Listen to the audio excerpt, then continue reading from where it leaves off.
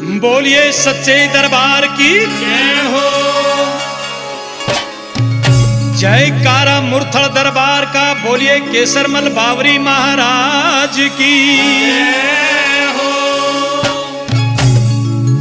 केसरमल कित पड़ सो गया हो,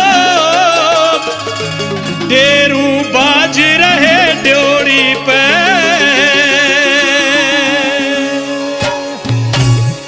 केसरमल कित पड़ सो गया हो, डेरू बाज रहे ड्योड़ी पे। केसरमल कित पड़ सो गया हो, डेरू बाज रहे ड्योड़ी पे। केसरमल कित पड़ सो गया हो, डेरू बाज रहे ड्योड़ी पे।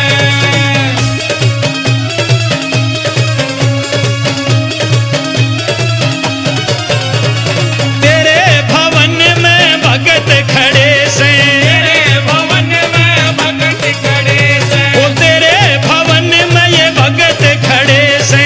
तेरे भवन में ये भगत खड़े से। बावरी चरण के बीच पड़े से, बावरी चरण के बीच पड़े से। बावरी चरण के बीच पड़े से। बावरी चरण के बीच पड़े से। कित डाके मैं खो गया हो, डेरू बाज रहे ड्योरी पे। डाके मैं खो गया हो, डेरू बाज रहे ड्योरी पे। केसरमल कित पड़ सो गया हो, डेरू बाज रहे ड्योरी पे।